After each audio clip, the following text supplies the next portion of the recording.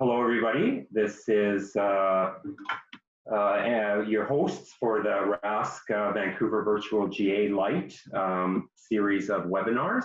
My name is Andrew Krysa, and this is my colleague, Robert Conrad, and we're both with Vancouver RASC, and we're education and observation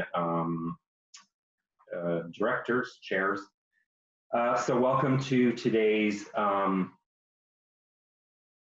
series of webinars. We're going to be doing the first one, Robert and I, at, well, now, and it's on star hopping to any astronomical object, although we've picked one that we're going to use as an example today. At 12 o'clock, we'll have Sharon Odell, and she's from RASC Ottawa. And her topic is the National Heritage of the Dominion Observatory and RASC Preservation Committee. And at 12:30, we have Curtis Baute, who is a science communicator and creator. And his topic is Why the Earth is Smaller Than You Think. Sounds interesting. Curtis is also makes science videos for the last couple of years full-time for a living, and he has a master's in environmental science. So that'll be at 12:30. So we might as well get started with our presentation on star hopping.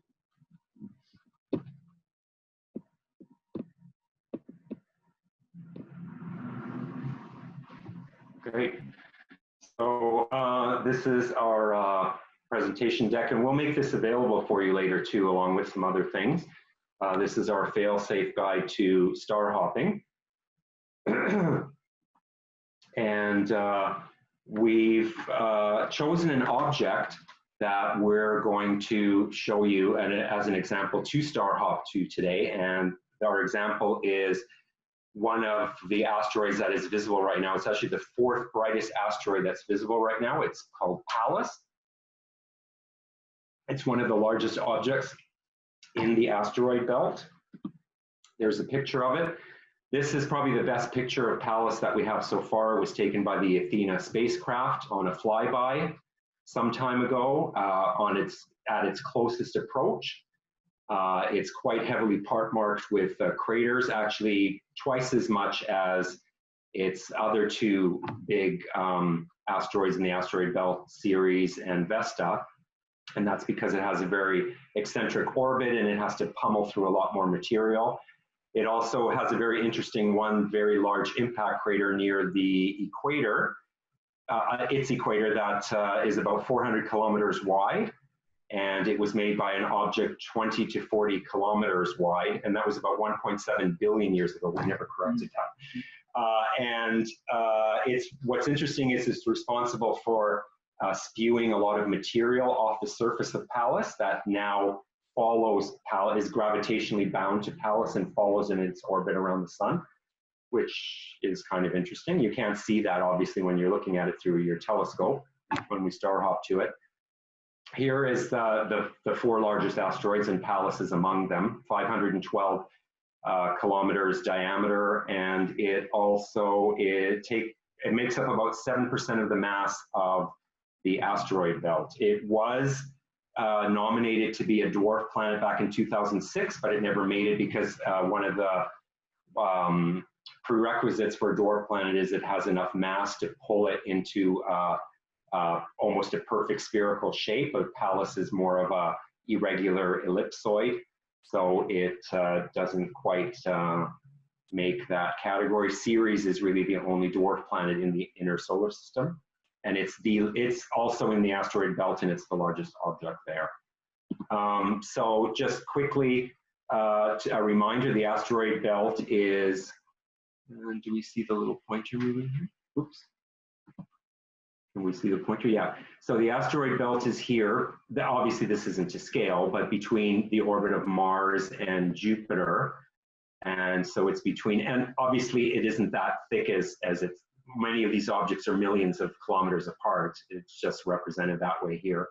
But most of the other asteroids orbit in the same plane as the planets, and the plane of the ecliptic, but Pallas has this very irregular orbit that's inclined to almost 35 degrees off of the ecliptic. So it also, when you're looking at other asteroids, you will always see them in that same plane in the sky and in the same constellations year after year, but Pallas is one that is so irregular out of that orbit. We'll be looking for it in a constellation where you normally don't see asteroids. Also, its orbital period is 1,686 days, that's its year, and it's about 414 million kilometers from the sun. So, why Starhop? I think we noticed that we have a few students that have either joined some of Robert's webinars, or maybe they've been at some of our lectures. So maybe you know this already, but just a very, very quick wrap up on why to Starhop instead of using automated electronic go-to scopes where you can just plug in the coordinates or a number and it will automatically go to the object for you. Part of the fun of going out and observing for me, or I imagine for Robert too, is that is sort of the adventure of the whole thing, and it's setting up your telescope and getting to learn the constellations, because if you don't know your constellations, you're not going to be able to get to them yourself or starhop to them yourself. So it's a good way to learn the constellations, what time they're up, which ones, what area of the sky they're in, what other constellations are nearby those constellations, what time of the year they rise, what time of the year they set, what time of the night they rise and set at that time of the year. So it's something that our ancestors, I think, were very aware of, and it's something that we've lost in this age of light pollution, but it just makes you feel so much more part of the cosmos. And it's also very expensive for these electronics, for these kind of scopes that go automatically, so you're saving a lot of money. A typical backyard scope or a Dobsonian scope like I have or Robert has is typically under $1,000, but these go-to scopes can be quite expensive. Also, when you're star hopping from your initial bright star to your object, if you're just slewing to that object with an automatic scope, you're not seeing all the stuff that's in between, and it's sort of a little bit of an adventure. You get to see things along the way like double stars or galaxies or things you might not have even realized are on the way, or you can see on your star charts too, we'll show you that later, that you can see that there's things on the way and you can stop and take a look at those before you even get to your target. Also, there's some important neurological benefits to doing this, from pattern recognition. Your brain works very hard trying to remember the patterns that you see on the star chart and going back to the viewfinder and trying to find those patterns again. And it's mental exercise, almost like doing crossword puzzles or Sudoku. But there's also a lot of kinesthetic, motor, eye, and hand coordination involved in that. So it's very good for brain exercise, and it's more of an adventure when you go out there. You really feel like you've accomplished something when you get to your final object, instead of just standing there slewing automatically to objects. Oh yeah, that's nice. Oh yeah, that's nice. Whereas this is really, you know, you go out, you prepare all your star charts, you make sure that you view things at the time that you have set for it, where it's the best viewing. And when you finally get to that object, it's a real sense of satisfaction. And it's not just the wow factor of seeing the object, but also the satisfaction that you got there yourself and you know where to find it in the sky yourself.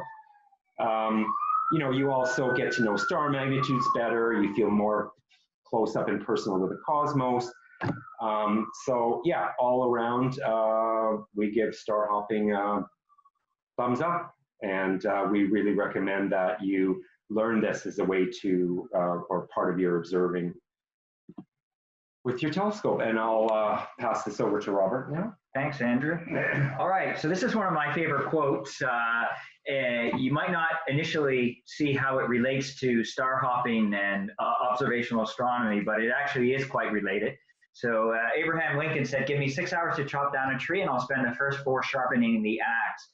And how that relates to star hopping is because there are many nights, if I'm going to be out for maybe 8 hours observing, I might actually spend 4 hours, half of that time actually preparing, determining which objects that I want to view, when's the best time to view those objects, you know, how am I going to star hop to those objects, what am I looking at, like what's happening in the sky, what asteroids are visible, what comets are visible, in addition to the other objects that I'll be viewing. So there is a lot of preparation time that actually goes in to observing. And the more preparation time that you put in, the more success that you're likely going to have. And that even includes, for things like comets and asteroids, creating custom charts.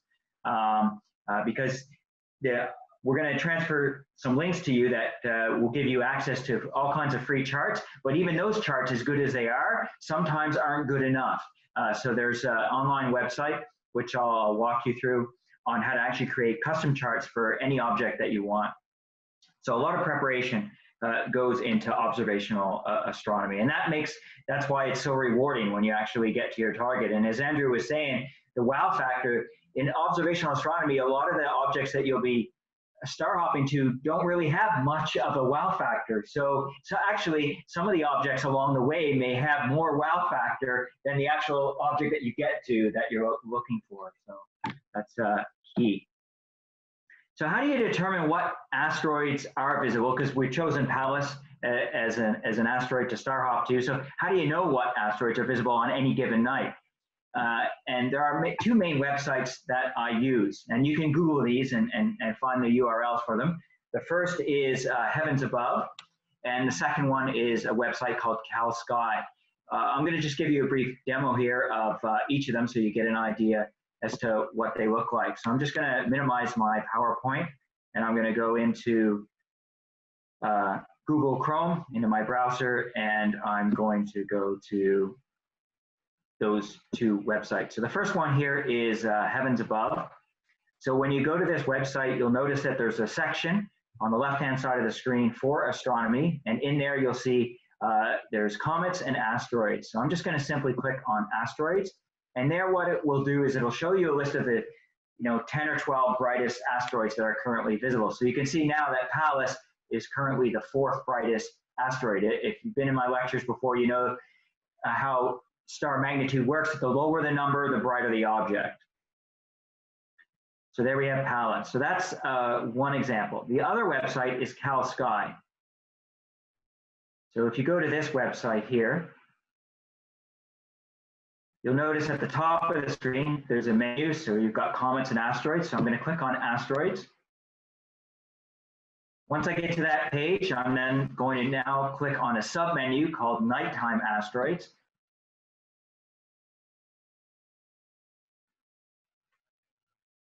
When that page loads, you'll notice that you have to select the approximate time that you want.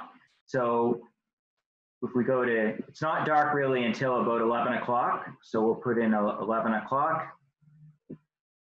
And then what you do is you choose the magnitude limit of your asteroid. So let's go to, say, magnitude 12, click on go, and then it'll generate a list of all the asteroids that are visible around that time, and for 12 hours after that time,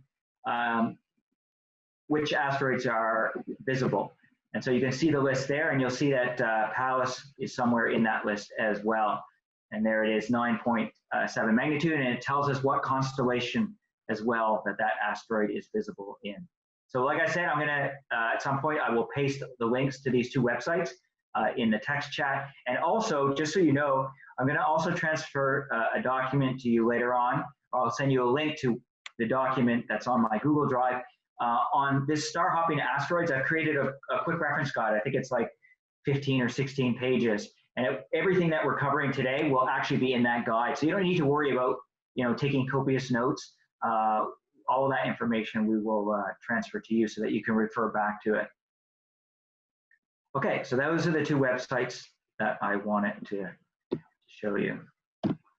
Now, There's the program that we're going to be using, and a program that I highly recommend that you download if you are involved with astronomy, is a program called Stellarium. And Stellarium is a free open source software simulation program, and it's very powerful. Even observatories will use this program to control their telescopes and to slew to objects. And so you have to add objects. Now, I'm not going to walk through how to add objects now, because it's going to be in the quick reference guide that I'm gonna send to you. Most common objects will be in Stellarium already, but some of the asteroids, especially the fainter ones that you'll see in Cal Sky, that might not initially be there. So this guide that I'll transfer to you will actually show you how to add those objects to the database within Stellarium. So now we know the object that we're going to star hop to is going to be the Asteroid Palace. And we know it's going to be visible. We know what its magnitude is going to be. So the next question becomes, when am I going to view that? What time of the night am I going to view that asteroid? And it makes a difference, especially for a lot of fainter objects like comets and galaxies and nebulae. Those are best viewed when they're near their highest point in the sky, near what's known as the zenith, the point directly overhead. Or not all objects reach that high in the sky near the zenith. So the next best thing is when they cross what's called the Meridian Line. And the Meridian Line is an imaginary line that runs north-south or south-north through the zenith or close to it. And that happens in the south direction. So in the south, a constellation will reach its highest point. So when I'm looking at objects, I plan it so that when I view that object, it's at its highest point in the sky, and when it's at its highest point in the sky, it's crossing the Meridian Line. Now, the only exception to that is in the north direction, because in the north direction, if you were to go into Stellarium, you'll see that an object crosses the Meridian Line twice in the north, at a low point and at a high point. So in the north, if you're looking at an object, obviously you want to time it for when it crosses the Meridian Line at its high point, not on its low point. Now in the south, you don't need to worry about that, because in the south, it only crosses once, right? The reason why it crosses twice in the north direction is because those objects and those constellations are what are called circumpolar. So they go around in a circle. And if they go around in a circle, then of course that means there's a low point and a high point, right, when they cross that line. All right, so what are the coordinates going to be for an asteroid? So we need to know that, and the reason why we need to know what the coordinates are going to be at that given time when it crosses the Meridian Line is because we need to find out where it is on the chart so that we can mark an X on our star chart as to where the asteroid is going to be at the approximate time when we're going to be viewing it. Using the simulation software program Stellarium, we find that the asteroid crosses the Meridian Line at 2:15 a.m. Tomorrow morning. And so as a result, you can see it's the last line transit. Yeah, if you look at the slide, the right-hand picture, you'll see there's some information about the asteroid, like what the coordinates are, the right ascension and the declination. And Andrew's going to talk a bit more about what right ascension and declination means in a couple of minutes. And but you can see I've labeled what the right ascension is: 19 hours, 21 minutes, and 13.5 seconds, and the declination is 22 degrees, 3 minutes, and 14.8 seconds. So I now know what the coordinates are, and so I can move on now with placing the X on my star chart as to where those coordinates are. So I'll hand it back over to Andrew, who's going to talk a bit more about right ascension and declination. Yeah, just a quick mention though. Did you mention that Stellarium is free? Yeah, that one. Oh, you did. Okay, yeah, and you just have to Google it, and it's such a powerful software and so easy to download. You can plug in any location on Earth at any time. You can go 2,000 years in the past. You can go 100 years in the future. You can go to tonight, and it's such a great way if you want if you're going out in the next night or in the next couple of nights to plug in the time and the date and where you are. It'll use your location as the default location and go ahead 20 minutes at a time or an hour at a time and just see how the constellations are moving and what will be visible that night in the sky if you just want to go out and look at constellations or go out with binoculars. So highly recommended to download that. Very useful and interesting. Anyway, right ascension and declination are basically analogous to longitude and latitude on Earth. The declination is similar to latitude, and if you imagine the zero line of declination is if you imagine the equator on the Earth actually being projected out onto the celestial sphere like it is here, that's the zero declination line. And as you go up towards the north, just like latitude lines do on the Earth, it goes from 0 all the way to 90 degrees north latitude, which is the North Pole, and all the way to minus or negative 90 degrees to the South Pole. And if you imagine drawing a line going straight up at right angles from the North Pole outwards, it would point directly or almost directly at the star Polaris, which is almost exactly at 90 degrees north. It's so its coordinates are actually 89 degrees, 15 minutes, and 50.8 seconds, which is only approximately about half a degree off from being directly at 90 degrees north. And the right ascension is basically like longitude lines going around the Earth from how they do at the zero meridian that goes through Greenwich and goes eastward around until it meets up with the zero meridian again. There actually is a zero right ascension line. It's kind of complicated how they determine where that is. Just let's just say there is a zero meridian line, and you count in hours, minutes, and seconds eastward around, projected onto the celestial sphere until you get back to that zero right ascension line again. And important thing to mention here is those lines are fixed against the sky. So they're in a fixed position, they never move, and the stars, the constellations, everything moves against that those fixed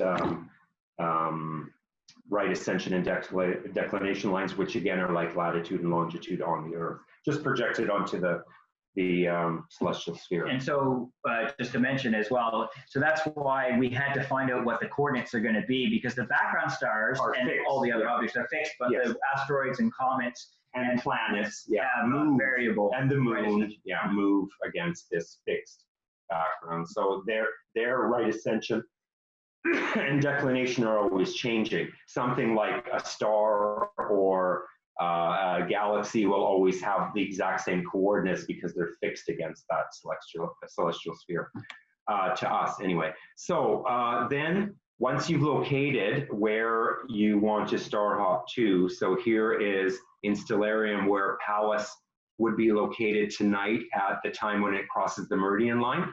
So we look around, and in star hopping you have to choose a starting point. So your starting point is going to be obviously something that you can see very easily with the naked eye in the sky. So a bright star in a bright constellation that you can easily identify, that's as near to the object as you can get. Ideally, it would be right next to the object, but a lot of times it's going to be quite a bit further away. So tonight, if we look, Stellarium shows us that this constellation here, which is called Sagitta, which is meant to be like a sword, is its brightest, sorry, not its brightest star, but one of its brightest stars here, Alpha Sagitta. It would be the nearest one to hop to from Pallas. And this would probably be the best one because it's probably the brightest constellation in that area. It really pops in the sky. You can really see it quite easily. But there's also other options. There's Pallas is actually in the borders of the constellation of Vulpecula. Oops, sorry. And you could star hop from Alpha Vulpecula, but the problem there is that Vulpecula is very dim. It's hard to see, especially if the conditions aren't optimal. There won't be a moon out tonight. It's a new moon, so you might have, well, it's actually cloudy tonight, so you're not going to see anything. But usually Vulpecula is a harder constellation to identify. And also there's these two stars that are right on the border between on the borderline between, actually can you see the mauve lines? I can't really see them, but if you can see the mauve lines, they're the constellation boundaries between, the sky is split between the 88 constellations in the north and the south with these boundary lines.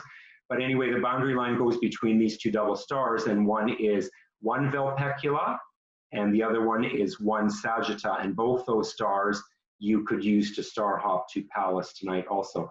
So we're going to choose the Sagitta only because it's very easy to identify. You want to put your laser pointer or your red dot finder on your telescope, which will be lined up with your viewfinder, pointing right at this bright star to start off with, Alpha Sagitta. And it's very easy to see, very easy to identify, very easy to line up with your viewfinder. So, and also the other reason we're using it is because there's lots of interesting things along the way.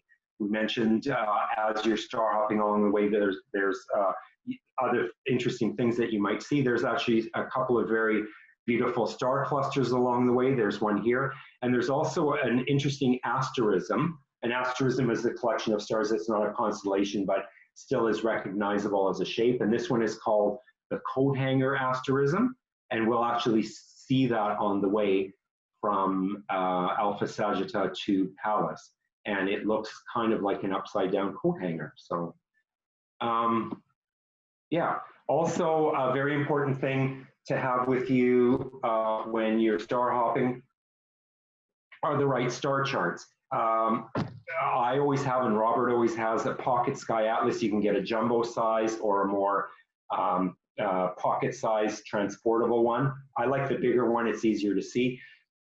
This one is more for going out and identifying the constellations. It's for people that already know the constellations, it's a good reminder. Sometimes you don't know exactly which stars are, which one is Alpha or which one is Beta or which one is, like, let's say Betelgeuse and Orion. So it's a good reference. If you don't know the constellations at all, it's an excellent book to go out on evenings and pick some constellations and that you know are up at that time and try and identify all the stars and the shape of that constellation in the sky.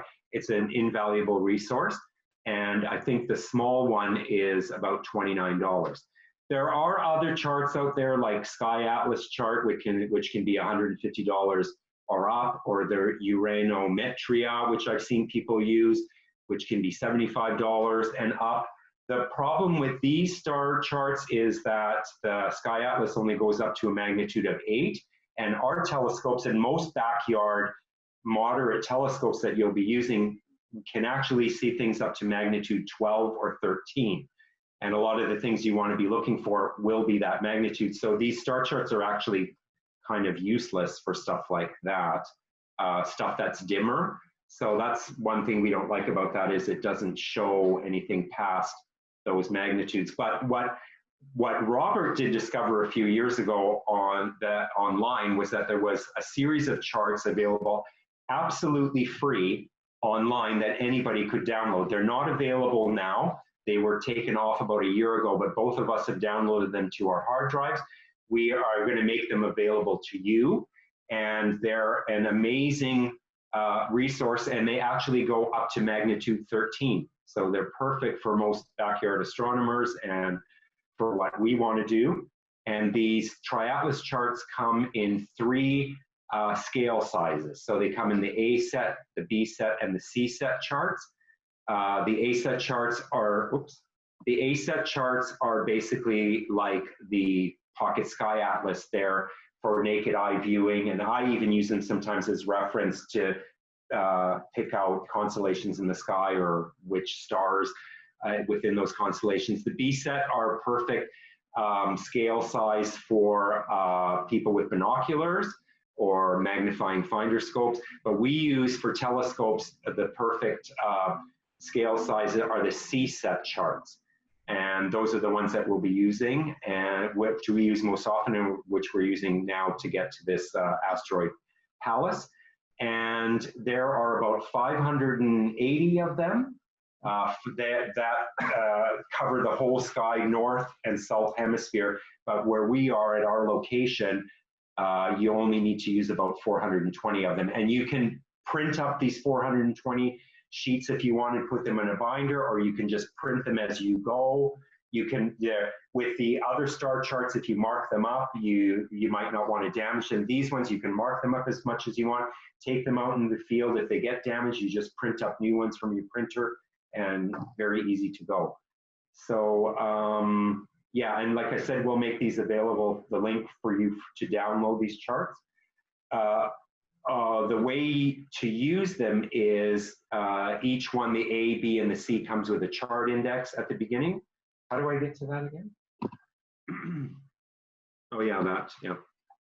So this chart index will be at the beginning of each A, B, or C. This is the chart index for C. It shows all the constellations that are in the northern and the southern hemisphere and splits them up into the chart pages. You've got the line of the ecliptic here, or the zodiac line, which you can follow here. I find that makes it easier to identify a constellation. It's kind of hard to see on here, but when you actually download the key and print it up, it's a little bit easier to see. And if you zoom in, yeah. So if you look along here, you can see a lot of the zodiac constellations. So I'll just zoom in on one of those and then go to the nearest one to the constellation that I want to go to. But if you zoom in, we're at like 178 or something. Yeah. See, there's all the constellations there. And we're at,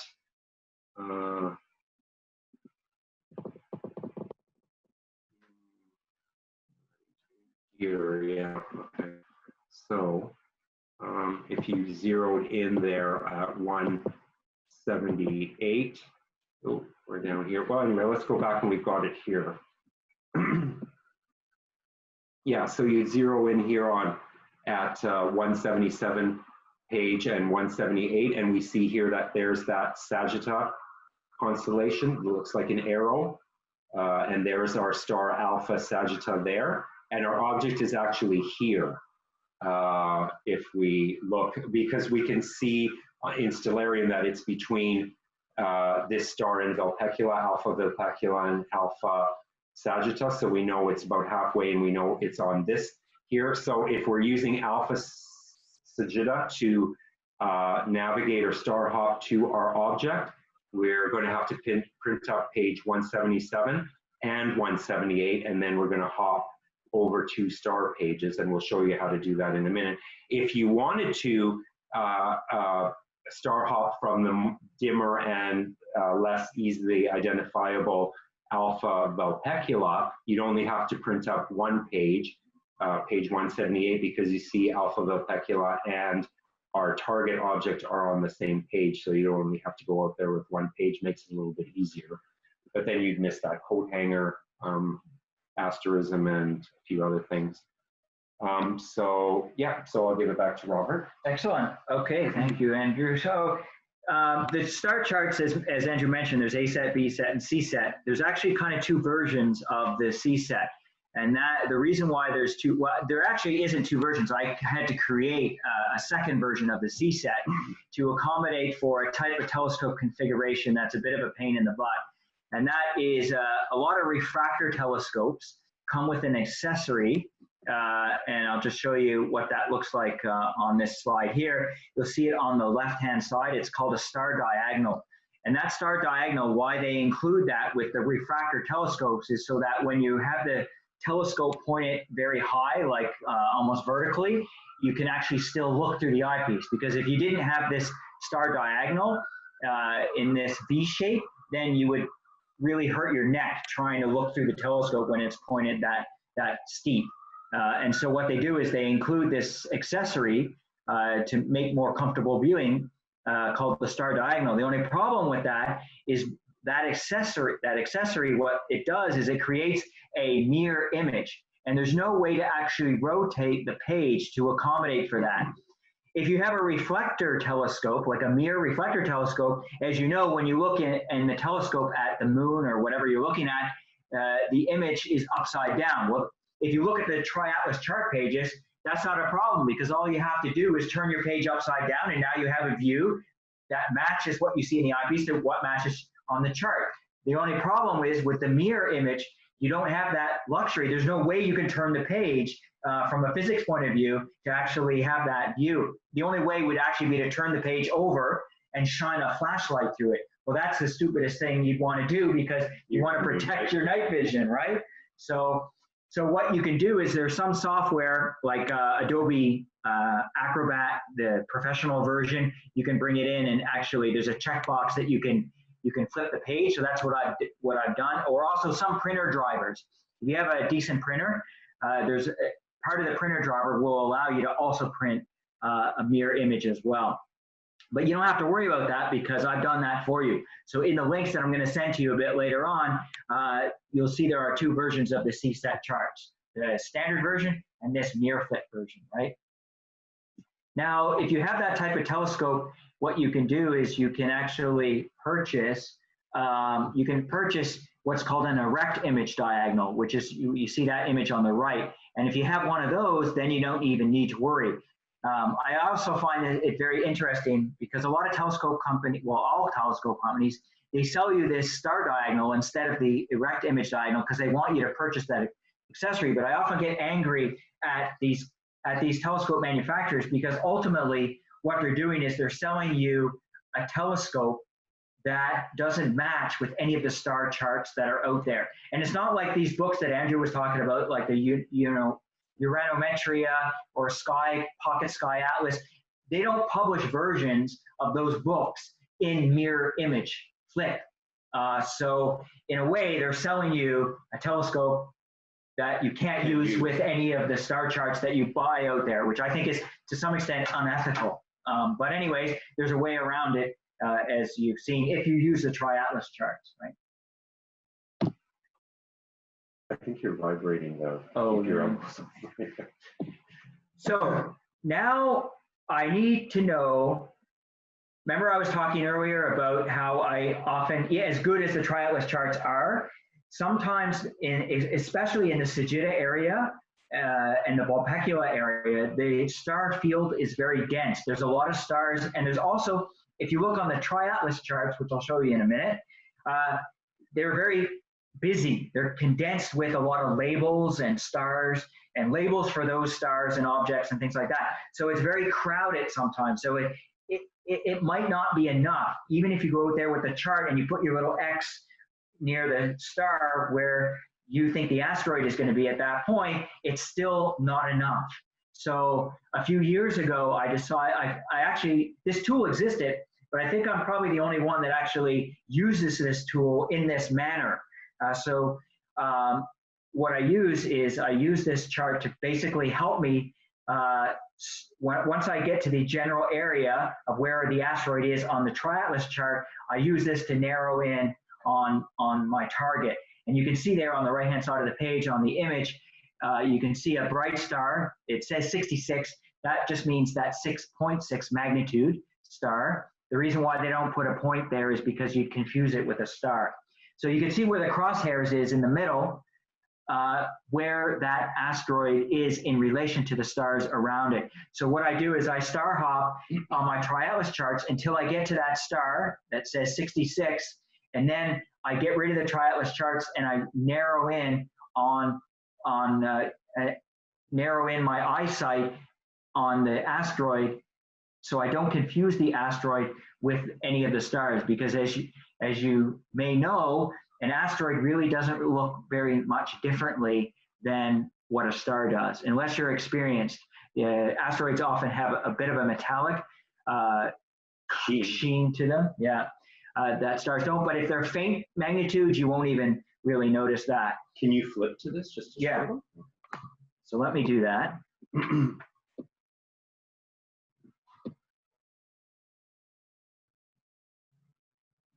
Here we are. And so if you take a look, here is the Tri-Atlas chart, page 177. And here's our constellation Sagitta. I've drawn a field of view circle, which we'll be talking about in a few minutes, around Alpha. Sagitta. And then if we go, you can see that there's some overlap between the Triatlas chart pages. So this star here called 9 Vulpecula, you'll also notice is on chart 178. That's halfway to our destination, yeah, which is on the other page. So there you see there's my circle here, my field of view circle with the number 9. Is a little bit between. And there's our Coat Hanger Galaxy. And I've noticed how I've drawn circles and highlighted them in pink around the different stars or pattern of stars that I'm going to use to star hop to my object. And here's our object here. Let me just scroll up a little bit. So there is the star that I've circled. That's the star that you saw on the AAVSO chart that said 66. That's that star. And then where the little X is in the middle of that field of view circle, that is where the asteroid is. So let me just scroll down here to the bottom of the page. And there you go. That's the AAVSO chart now. Yeah. So we'll show you how to generate. Well, we won't have time to show you how to generate, so but it's in the instructions. It's in the instructions that I'll send you how to generate that custom AAVSO chart. It's easy. Yeah, piece of cake.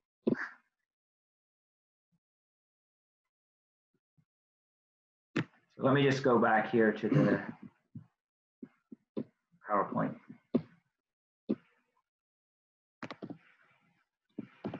All right, so this actually illustrates that well. You can see that where the X is on the Triatlas chart, and you can see where the crosshairs is on the AAVSO chart, and you can see there's a nice open cluster called NGC 6793. That's just to the left of where the asteroid is, and you can kind of see it a little bit. It's a bit cut off, but you can kind of see it on the AAVSO chart on the left-hand side, where you see the east compass designation.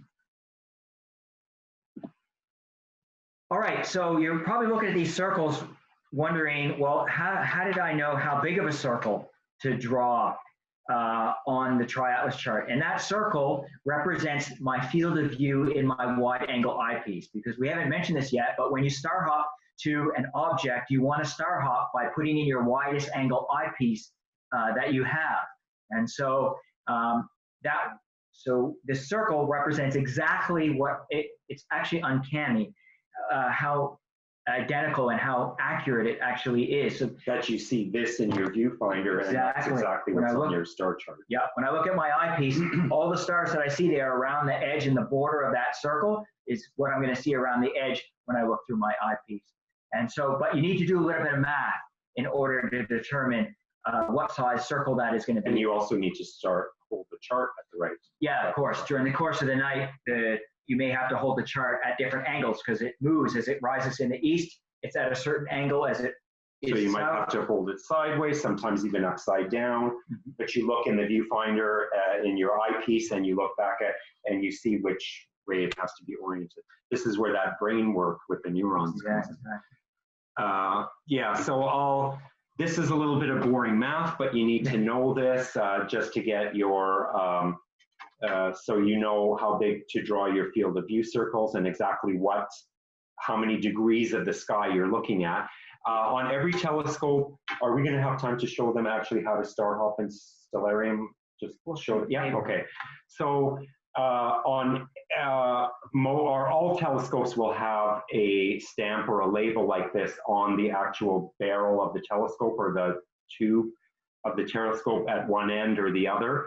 And it gives you some important information like the manufacturer, what the diameter of your mirror is. But what we want to know, what our important piece of information here that we need to know, is the focal length of the telescope.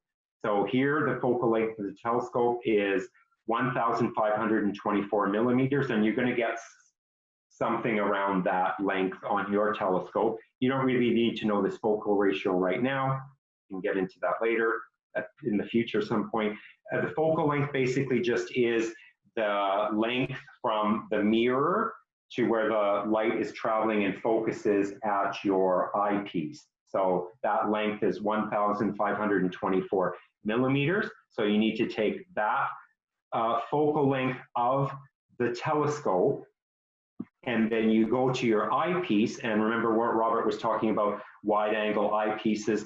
Well, this is a wide angle eyepiece, and you know that from the number on the eyepiece, a 30 is a wide angle eyepiece. You can have 24, you can have 20. A not so wide field of view is down to like 12 or 10 or even 8. But anyway, you do need to have this number from the eyepiece, and you also, which is its focal length, so it's also the length from the eyepiece to the end of the barrel where the light comes through. So that's its focal length and where it focuses here at the eyepiece. But you also need to know the apparent field of view of the eyepiece. And here it's written as 82. Not all eyepiece, most good, fairly mid-range and expensive eyepieces will have that written on it. If it's not, you can look up your eyepiece online and you can get that information. You might even have to call the manufacturer. That's very rare though. It's either printed on the eyepiece or you can just Google your eyepiece and it'll give you the apparent field of view. So those are the 3 numbers that you need to do our calculations, and then it's very simple. So you need to get, first you need to get magnification. So we take that number, which is the focal length of this telescope, the first number that we found on the label on the telescope, and you need to divide it by the focal length of the eyepiece. So focal length of telescope divided by focal length of the eyepiece, so that was 30 millimeters. So if you divide 1,524 by 30 millimeters, you'll get 50.8 times, that's the magnification. So if you put in a 13 not so wide angle of an eyepiece, if you put in a 13 millimeter eyepiece, which is going to zoom you in closer to an object, then the magnification is going to be more, and we'll see that if you divide 1,524 millimeters by 13 focal length of that not so wide angle eyepiece, you get a magnification of 117 times, so almost twice as more. So you'll be looking, twice as closely at the object, or magnified twice as much. So anyway, you take this number, this magnification number, and we'll take it here to make our final calculation. So we take that magnification number that we just figured, which was for our eyepiece was 50.8 times magnification. Take the apparent field of view that you took from the eyepiece, that's from our wide angle eyepiece, that was 30 millimeters. You divide that apparent field of view by the magnification, and you'll get a number something like well, in this case, 1.6, and it might be 1.2, it might be 2.2. Anyway, this is the degrees that you are seeing, the actual degrees of the sky that you are seeing in your eyepiece. To get an idea of what 1 degree on the sky looks like, you can use your fingers. Here's some examples. If you, in the first example here with your pinky, if you hold your pinky finger out as far as you can extend it in front of your face, and it doesn't matter how big you are because everybody's arm will adjust to your size, and hold it out as far as you can, close one eye, that is 1 degree on the sky. If you covered the full moon with your pinky, you would see that you'd actually be able to fit 2 full moons side by side from one end of your pinky to the other. So the full moon across is a half a degree across. So 2 full moons side by side is 1 degree on the sky. And remember, the sky is 130 degrees around, right? So, in this example where we got in our eyepiece, we see 1.6 degrees of the sky. That means the diameter of your circular eyepiece view that you're seeing is 1.6 degrees, or you're seeing 1 point. So you could fit 3 full moons side by side into your eyepiece. Yeah, and there's a few other handy. If you have 3 fingers up, that's 5 degrees of sky. If you have your index finger and your pinky finger stretched out, that's 15 degrees. Your fist is 10 degrees. And just for reference, the Big Dipper from its longest point from the end of the handle to the end of longest part of the dipper is 25 degrees of the sky is covered by the Big Dipper. Oh, and then back to Robert. All right, excellent.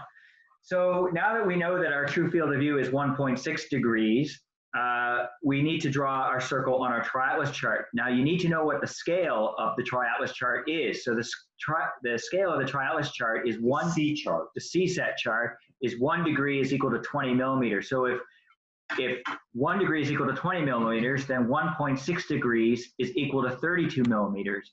So that means that I need to draw a circle with a diameter of 32 millimeters on my triatlas chart. But remember from middle school or grade school that when you draw a circle with a compass and you want a circle with a diameter of 32 millimeters, that's a radius of 16. So I have to put the sharp end of the compass on 0 on the ruler and the pencil part of the compass on 16, not on 32, because when I put it on 16, when I actually draw that circle, I will get a full diameter of 32 millimeters.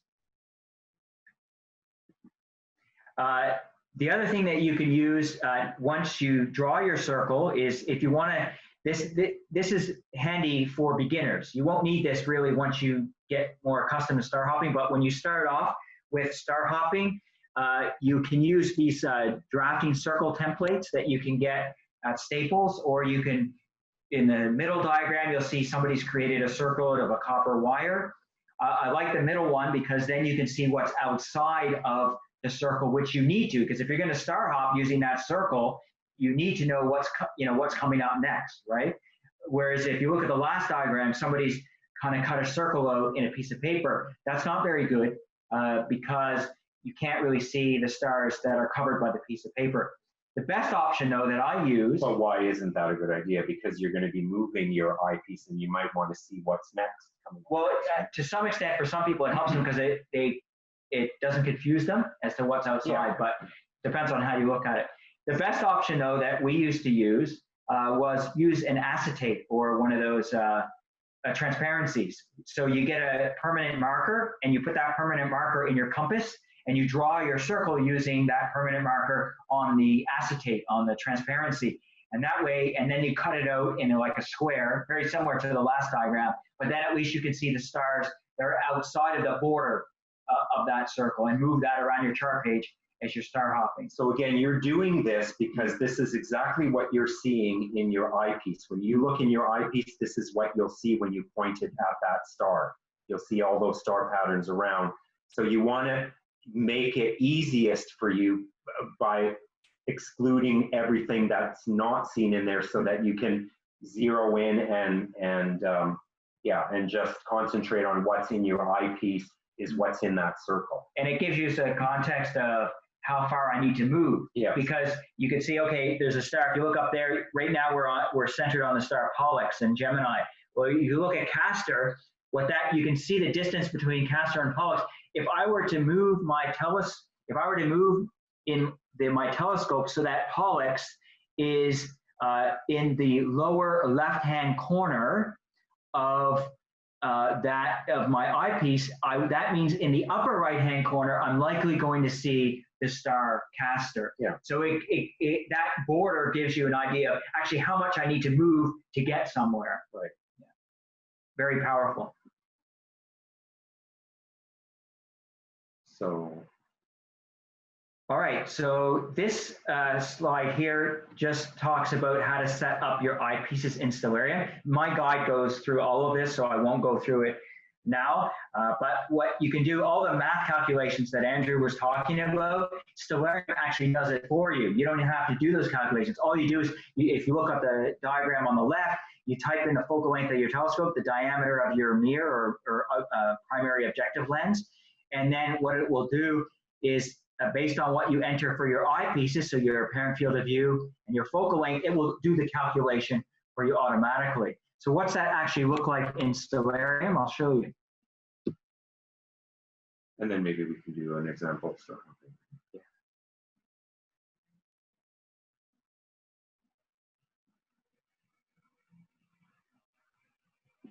So here we go. So why don't we just go right to the time that we designated. So if you remember, that time was 2:15 in the morning. That's 2:15, and that's tomorrow morning. And so if we search for that star, we were going to star hop to Alpha Sagitta. So we can type in alpha in the search field, and Sagitta, the abbreviation for Sagitta is SGE.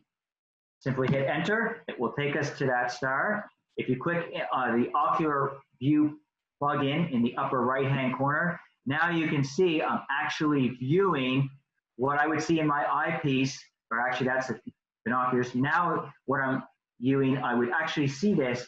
This is what I would see in my eyepiece if I were to look through my telescope. And also what would be on the star chart. Exactly. And I'll show you that now in a minute because we're actually going to go through a star hop. So what I'm going to do is I'm going to pull that up. So let me do that. So here is the chart page that we're using. So we're going to narrow in here on Alpha Sagitta. So if you take a look, let me actually turn this upside down. We have about 3 more minutes. Yeah.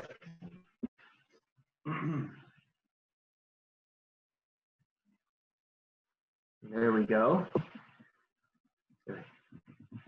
Now there is our Alpha Sagitta. Now if I flip back to Stellarium, notice it's exactly the same. There's Alpha Sagitta. There's a relatively bright star just above it. That's that star right there. If you look near the top of the eyepiece, there's Beta Sagitta. Well, look, if you take a look in Stellarium through my eyepiece, there's Beta Sagitta, exactly where it is according to my chart.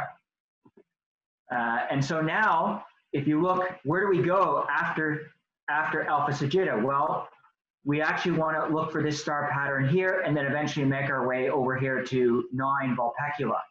So that's exactly what I'm going to do. So I'm going to now move my telescope using my keys on my keyboard. And this is why pretend this is your actual telescope and you're moving. Exactly.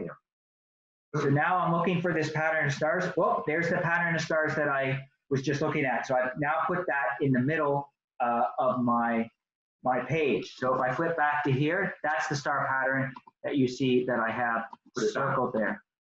Put it back to the other one. Yeah, so there's the star pattern there that we're looking at now. Yeah.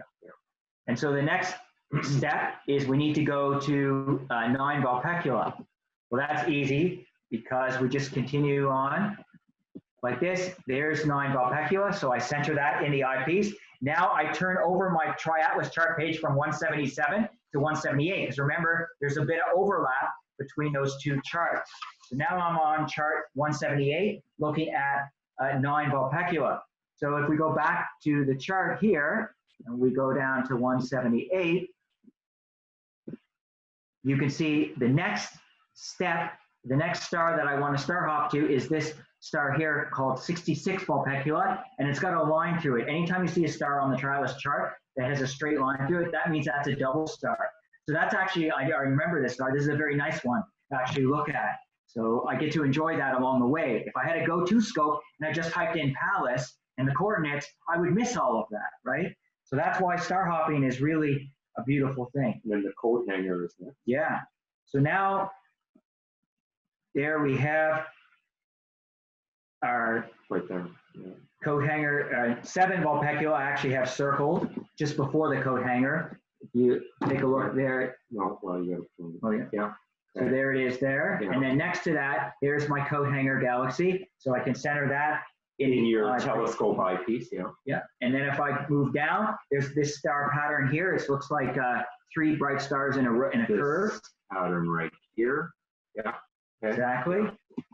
And so now I'm looking for this curve of stars. This curve of stars here. It's like 3 stars. So just move over to that curve. So now, I've got my curve. There's the curve right here. Right. The curve is right here. Center. Yeah, right here. This curve of stars. Yeah. And now if I go back, I'm looking for this and open it's the cluster. same curve of stars that was here. It's actually these 4 stars. Yeah. Yeah. And now you just have to move over. Yeah, so now I see this open cluster of stars with a relatively couple bright stars next to it. Which is this Here, yeah. Yep. Yeah. So now I basically move my eyepiece to get to there. There's the open cluster. And there you can see right away, I see Pallas and the bright star that's below it. And if you go back to the diagram, there's exactly what you see. There's the bright star I've circled, yeah. and there is my X where I've placed it. Right. And then if you look, actually, if we go down to the AAVSO custom chart that we created, it gives us even a better sense. So there we go. So there's Pallas.